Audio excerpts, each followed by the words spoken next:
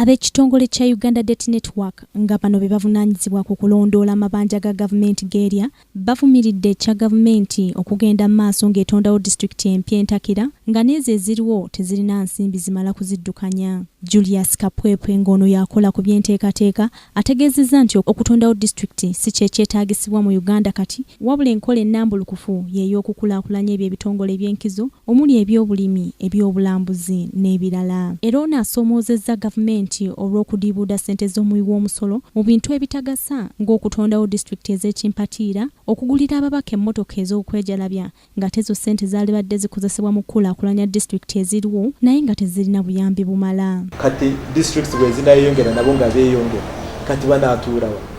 Ekyo kikoraga nti gwe ng'omuwi w'omusolo tuyina okubazimbira amaka amapya aga parliament.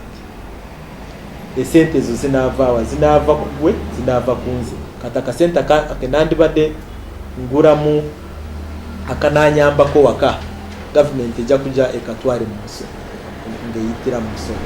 Kati awo ekyo tekyongera kunyweza eggwanga, tekitwala ggwanga mu maaso, ekyakukyale kiba kituze amabega.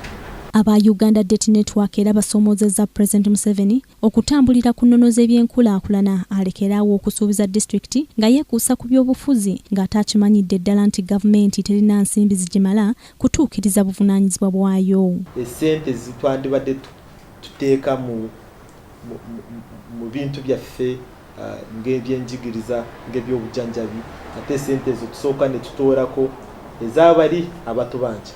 Kati kiraga nti ako akasente akasaamusaamu akaba kasigaddeko ne tujjako emisaala y'abakulu ba ofiisa ku madistrict ne ku national level mu Kampala n'awalala.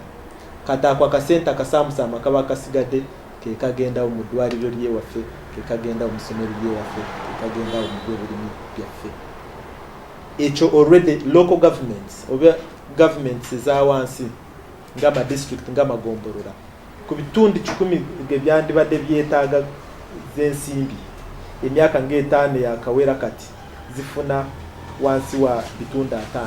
Disitulikiti 18 empya ezoogerwako ezigenda okutondebwa mwemuli Namisindwa, Pakwach, Butebo, Ruchiga, Kyotera, Bugweri, Kasanda, Kwania n'endala nga zeekutuddwa ku disitulikiti ez'enjawulo. Nakalema Grace, Kingdom TV, amalindirire. This is Kingdom TV.